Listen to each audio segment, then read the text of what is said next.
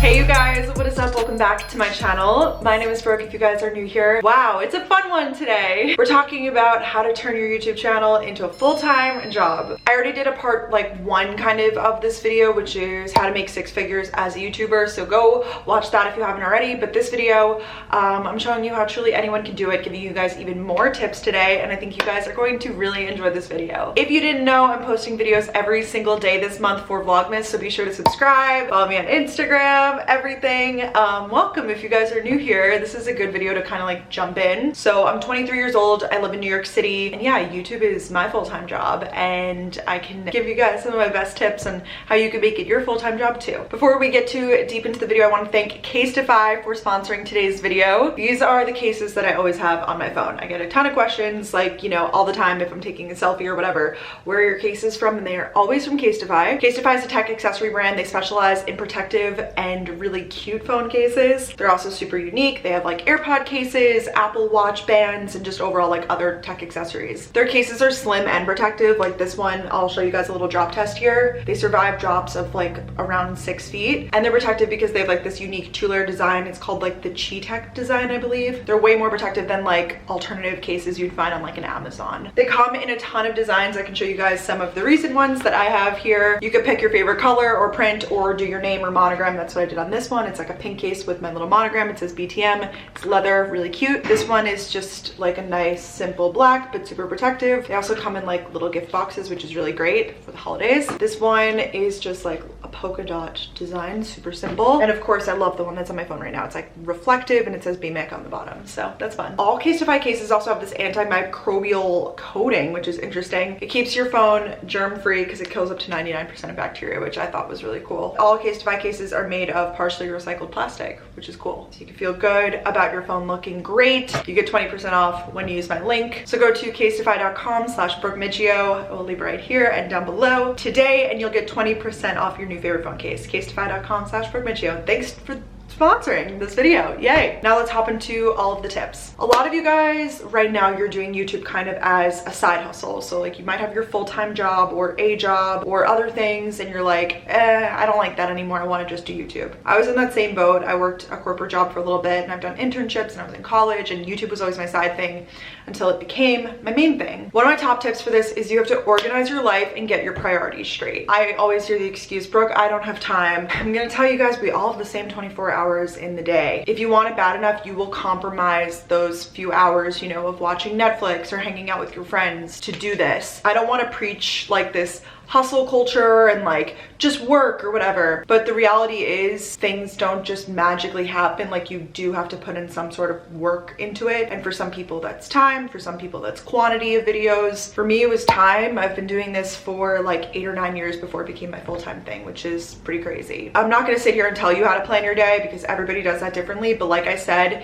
can you swap out some, you know, priorities in your life? Don't give up like sleep or anything like that, but like I said, Netflix, hanging out with friends, you know, the things that could be maybe not as prioritized, if that makes sense. Another tip here, challenge yourself. A lot of people do these things like they do like a physical or like a mental challenge, you know, like I'm gonna meditate for 30 days or I'm gonna do this type of workout for 30 days. So why not challenge yourself with YouTube? Like I'm gonna post every week for the next year, or what I'm doing right now. I know it's unrealistic for a lot of people, but Vlogmas is videos basically every single day of December, the 1st to the 25th, which is a lot of days if you think about it. But it's cool to kind of kick off your channel or kind of reboot it with a little bit of a challenge, and it also creates a promise to your audience, so they have something to stay tuned for. Like, oh, I like this person, I know I can get a video from them every single week if you advertising it like that, or promising videos even 2 days a week, whatever your schedule is. But I think like having some sort of schedule consistency, or maybe even creating a challenge for yourself, could be fun. Next up,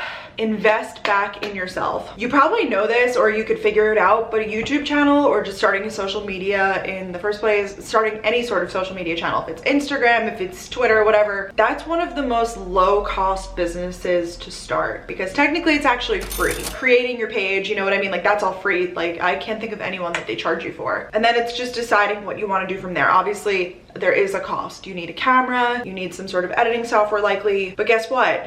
Your phone has a camera. Depending on your computer, it might come with an editing software if you have a computer. My advice is you don't need to shell out thousands and thousands of dollars at the start. Like, use what you have or try to go for like a low cost start. This way, when you start making money, you can invest in upgrading your equipment and growing from there so that you're profiting, you know? If you aren't making any money, because you probably will make money for a little bit, like, let's be realistic here, even with AdSense or anything, or it might be like just a little bit of money, it's an investment. All of the upfront costs are an investment. But like I said, don't have to go crazy. I would say don't shell out thousands of dollars on equipment and all this stuff before you even know if you're even gonna stick with it. Like, think about the amount of hobbies in your life you've picked up and not stuck with. I know I certainly have, or books I've bought that I haven't read. You know what I mean? So if you're gonna spend $2,000, $3,000, like, that is absurd to spend that much on camera equipment and editing software if you don't even know you're gonna stick with YouTube more than 3 months. So I would say start low budget, and then as your channel starts growing or as you start making some money, like, reinvest that back in your business. Some of the most successful businesses I know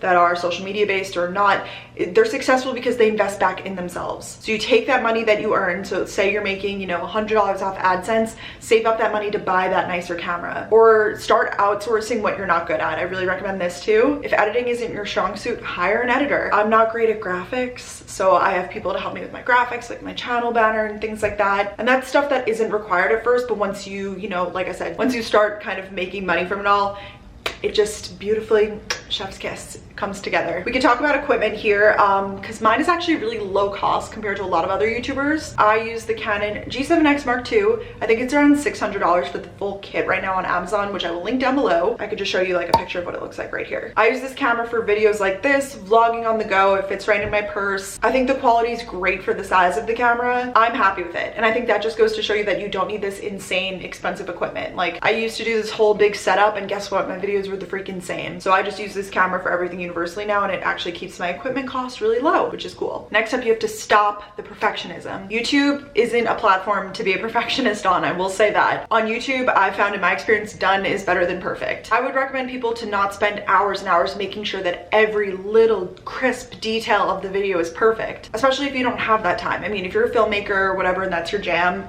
go down that route. But for us who are doing vlogs or more casual videos, I don't think it's necessary to put in those like so many hours. I know these people that overwork themselves so much on like getting caught up in the little transitions of the videos, and I know so many people who drive themselves insane and just put so much like stress on themselves, and I just don't think it's worth it. In my opinion, it's better to put up 2 videos that are good than to put up 1 that's excellent. Of course, that's my opinion, but I'll give you a few reasons for this. Number 1, it's more potential of people that are going to see them. Like, you're putting out 2 videos, so it's more opportunity for people to enter your channel from 2 points than 1. And if you're putting up 2 videos just for monetization purposes, it's better too. It's better to put up 2 videos. That's just my opinion. Of course, live your truth. If you're like, you know, that's your jam and you want everything to be perfect, go for it. Not my speed. I'm more of a like, you know what, I'll get 1 up and then the next one will work on, you know, and if it's not perfect, I often go through my footage and I'll hate it and I'll be like, I hate the way I look, I hate everything. Stop stressing about the little details. Honestly, I just think done is better than perfect, especially on social media. Next, you have to use the other platforms. The best way to have a super engaged following, which is so important, you don't want a follower that's going to follow you and then never watch your videos again. You want someone to follow you and be so engulfed in your content and your channel and your brand that they want to follow you on these other forms of social media,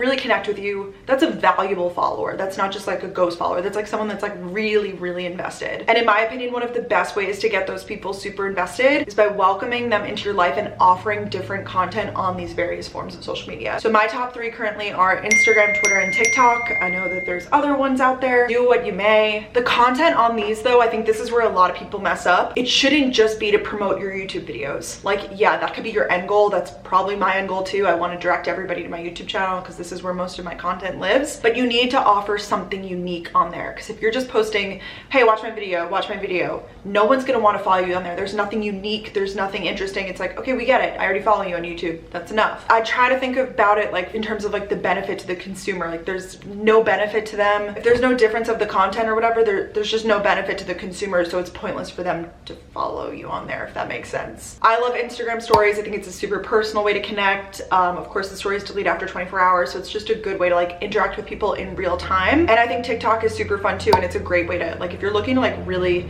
explode, for people who want to like go viral and they think that they have, you know, something to offer, I would suggest TikTok for sure too. But I would recommend not just putting a cut down of your videos on all those platforms. Like, try to mix and match and create some sort of unique content on those. And this is where it becomes a lot of time, so this could definitely be lowered down on your list of priorities, because I know it's a lot. Then we're not just talking about managing a YouTube channel as a side hustle, we're talking about managing a lot of platforms, and you don't want to be a ghost on these platforms either, so don't stress yourself out too much, but it's definitely important. And I think another added benefit here is just if you pop off and want to, like, say you have, you know, an Instagram that goes viral, not viral, but like it pops off or something, then it is going to bring people back to your YouTube eventually, but in a very organic way, and not in like a go watch my video type of way. And I'll close this video off with just some generic tips here. Be patient, stay motivated. I know it's hard sometimes, but hopefully videos like this will encourage you that it truly is possible. Things come with time, and I hate to say it, for me and for a lot of people, it's years. And at the time, for you guys, it might seem like a lot of work for very little reward.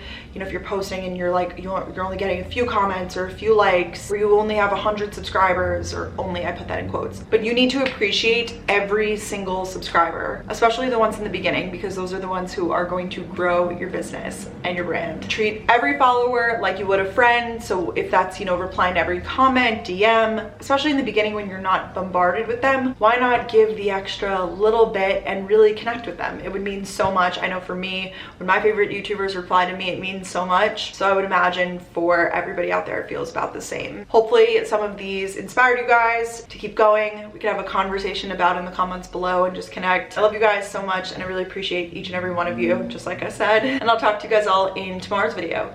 Wow, it's so exciting. Okay, bye guys.